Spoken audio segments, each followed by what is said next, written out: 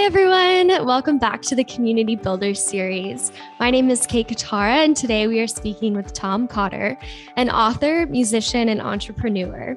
In 2014, he and his wife, Heather, began feeding 12 kids at Spring Hill Elementary School who didn't have food to eat on the weekend.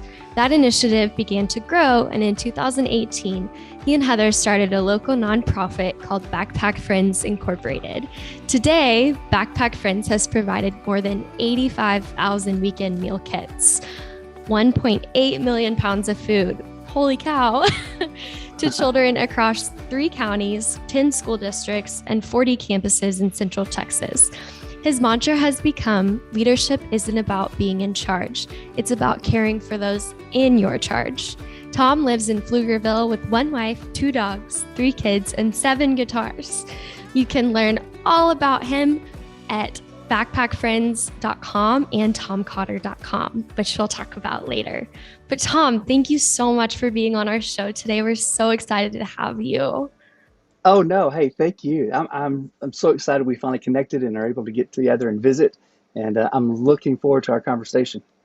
Likewise. Well, let's go ahead and dive in. So, prior to starting Backpack Friends in 2018, you've done many things in the ministry community. Tell us about your story. How did you get to where you are now? Yeah, sure. When I went to college, my undergrad degree is in secondary education, so I wanted to teach. I'd always liked, I liked being a kid, and I wanted to be around kids, right? So, Right. graduated from college, taught middle school, which people will tell you is like one of the hardest things on the planet to do is to be a middle school teacher. And I they can are not, imagine. yeah, they are not lying when they say that. It was Yeah. so difficult. But I loved it. I just loved being around the kids. I ended up going into doing I got a job part-time at a church while I was doing that and doing student ministry. So we were doing camps and retreats and all the fun things in the summer. And I just loved the energy, the excitement of being Mhm. around students. And so I ended up leaving my school position, working at several churches in and around Central Texas for a lot Okay. of years. And I ended up, in about 2000, I ended up taking a job with a state convention to do student events. Okay, so Cool. it was like a youth pastor on steroids. And it was this Okay. great job.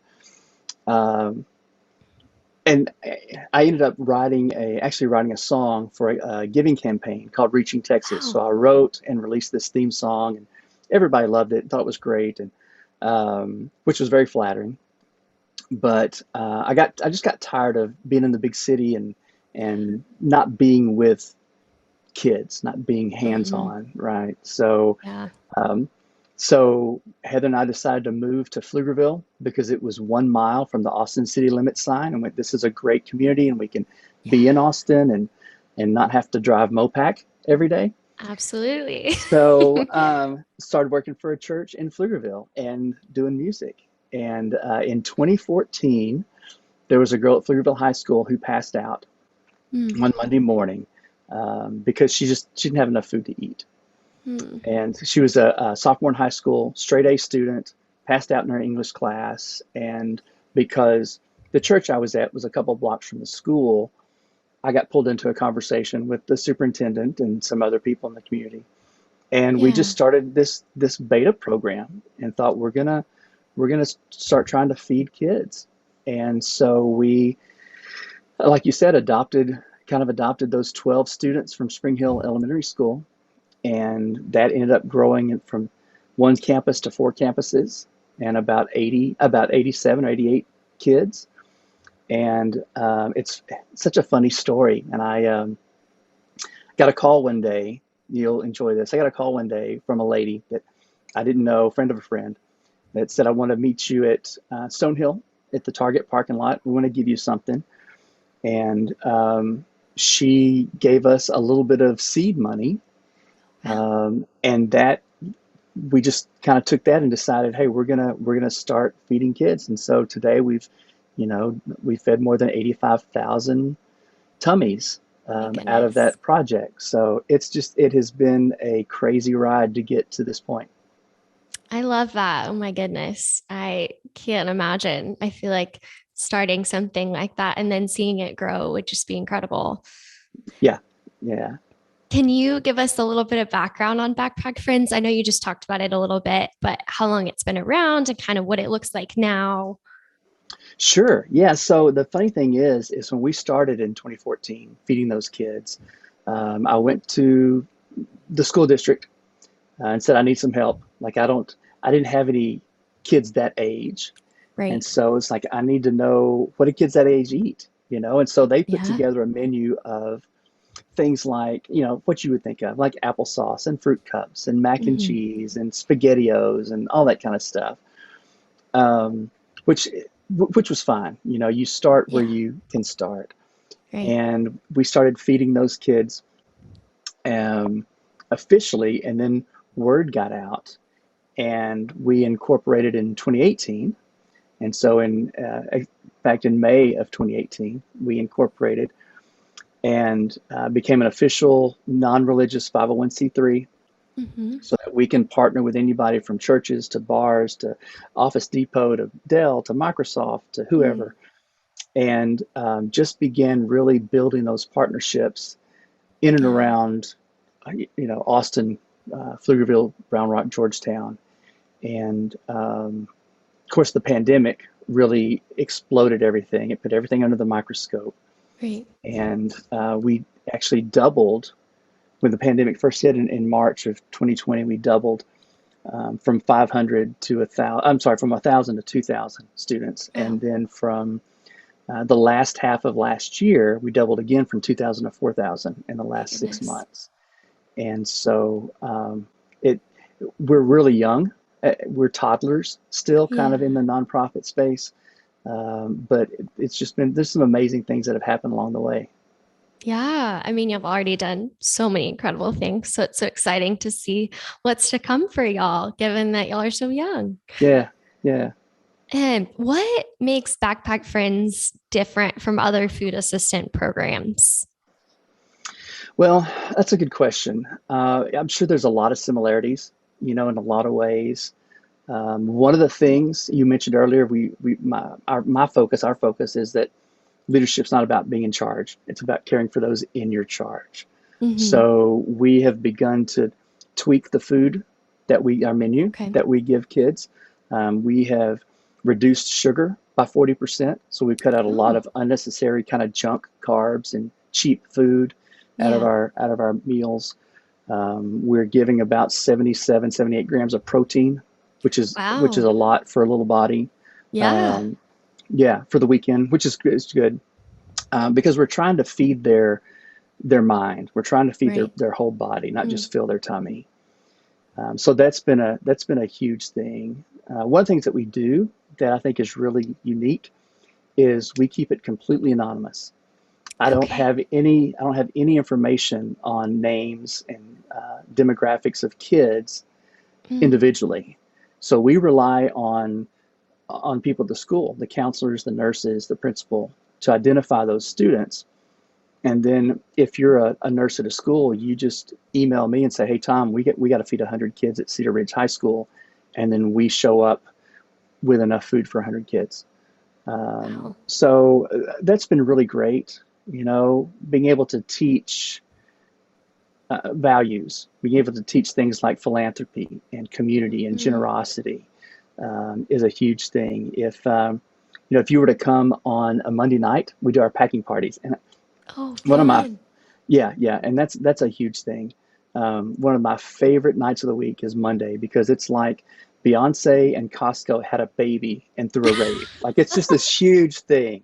And we crank up the music and everybody's having fun and working and packing. And what's interesting though is there are kids in our program who are receiving food on Friday Mm. that are coming to participate on Monday night. So we have Oh, kids feeding kids, I which love that. is yeah, which is a really special kind of thing. Yeah, my goodness. I'm gonna have to Uh, come one Monday night. That yeah, for sounds like a sure. party. Yeah. That's awesome, though. I love that. What excites you the most about what you do? Oh gosh, That's such a loaded question. I love my job. Like I love what we're doing. There's a couple of things though, seriously. One is being able to build those bridges Mm, between people groups on a Monday night that would never interface with each other, right? yeah, I mean, we live kind of such tribal lives that we don't really cross lines a lot. right. But to have a space where people from all walks of life, all race, colors, identities, faith backgrounds, no background, churches to bars to whatever, come and the mission is that we're going to help our community. We're going to make an impact in the community. Yeah. So that's a huge thing to me. The other thing that I love is because the the students, the kids' identities are anonymous. Mm, Um, we have some kind of like undercover, counselors that we work with that they don't tell us their okay. names, but they tell us the stories. Okay. That when remember the snowpocalypse that we had, the ice and Oh, everything yes. froze, right? Mm-hmm. So we were at my house. We were without electricity for about 4 days, Ooh. um, which was tough. Mm-hmm. But in the scheme of things, that I mean, we're okay, right? A week goes by and everything's kind of back to normal, and life is fine. Yeah. Um, but we have families who had to cut a hole in the floor of their mobile home and build a fire so they could stay warm and they could cook. Mm, And a week later, my life goes back to normal, and they're still dealing with those conditions. mm, And so, being able to find out about those conditions and then help resource that with other groups mm-hmm. is a fun part of what I do. Just trying to be a part of the bigger solution, right? Yeah. My goodness, I can't imagine. I So, feel like I complained a lot during the freeze, but my situation was not that bad. So that really puts it in perspective. yeah, Um, sure, yeah. Although living in a sorority house with 34 girls and having one working toilet was not ideal. Oh my gosh, Kate. Yeah, no, that has its own challenges, right? Oh yeah, we A were little bit. taking pictures and getting water from the recycling bins outside. Yeah. It was an experience for sure, but it was a learning experience. We all learned. Yeah, you made memories, right? Yes, definitely. I'm curious though, how do you build community for kids and their families in Pflugerville, especially, I guess, not knowing kind of their names or their identities, but you said you mentioned knowing their stories. Yeah. So one of the things we do is we work with a company Okay. called Unite Us, which Okay. is it's a resource hub. So Mm, if there are any nonprofit, any services, any of those kind of family assistance programs, mm-hmm. we work within that hub to help resource these other families. And so when families Okay. come to pack on Monday nights or we deliver to schools, it's kind of put us in a position of being that resource to help Yeah. fill some of those other needs, right? Mm, The other thing is kind of like I mentioned earlier. I love the fact that we're able to pull in people from all walks of life in the community and build that real sense of a larger family. yeah. That real sense of community Mm-hmm. across neighborhoods and businesses and those kinds of things. Yeah. That's awesome. What are some other ways you stay involved in the community beyond your work as a CEO and Yeah, life is so busy. Like, oh my gosh, right? Um, I'm involved with the chamber. I'm an ambassador for the chamber in Pflugerville, ambassador for the chamber in Round Rock. Um, I always seem to be getting, I don't want to say getting pulled into because I volunteer. Um, but we're real active. Heather and I both are real active in our, local soccer clubs and those kinds of things in the community, churches cool. and those kinds of things. Um, it's been real interesting that being involved with Backpack Friends has opened up the doors to plug into some other community groups and to really see how our communities, even in good times, not just the snowpocalypse or the pandemic, but how in Yeah. good times there's so many good people working behind the scenes to make things happen. Mm-hmm. And it's a And it's just a joy to be a part of that and to see those things move. Yeah, I bet. I noticed that you're very involved in your church. Are you still pretty involved in your church? I am. Yeah, Okay, I am. I'm not on staff or anything like that. great. But I have two kids at home. Well, one just graduated high school, and then I have a daughter in middle school. Oh, And fun. so yeah, so we stay involved. Yeah, for That's sure. awesome. Wait, do you know where Yeah, your son or daughter is going to go to college? If, yeah. He is going to Baylor. oh, fun. Yeah. Sikkim. That's Yes. exciting. Yeah. So we go. We actually go for orientation and line camp next week. Oh, Yeah. fun. Oh my goodness. Wow, So that brings me back. I yeah. almost went to Baylor. So I Yeah. love that. I ended up going to UT, Nice. but Sure. Baylor was up there for me. It's a great school. Yeah. What would you say is the most rewarding part of your profession? I know you talked on kind of, I already asked you about what excites you the most, but what would you say is the most rewarding? Mm. So truthfully, Yeah. yeah. Um, probably the most thing that's exciting to me is when we have volunteers Hmm. adults come, and get plugged in, because because we're so young, because we're such a young Yeah. organization, and we kind of have this mindset of we can we can change the world. We do use Heroes for Hunger a lot, Heroes Mm. Against Hunger, and so to take these adults and empower them to make a change. We have adults that have been with us from the beginning that are fired up and they're loyal to us. And then we have adults Yeah. that have come in and gotten involved with us and thought, wait a minute, there's a mentor problem at our school. We don't have mentors. Mm. They've gone and started their own programs for things. And Wow. to see them take a seed of an idea and go, well, if Tom can do it, I can do it. And they go off and they do something, like that's huge. Like that's how we Yeah. win, right? That's how we make a difference. So So true. Hmm. yeah. That's so sweet.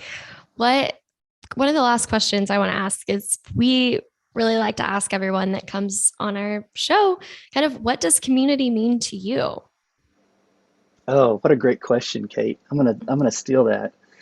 Um, so I'll tell you a story. I had an intern a few years ago from Senegal, um, and one of the words that he used a lot is an African word, Ubuntu, Okay.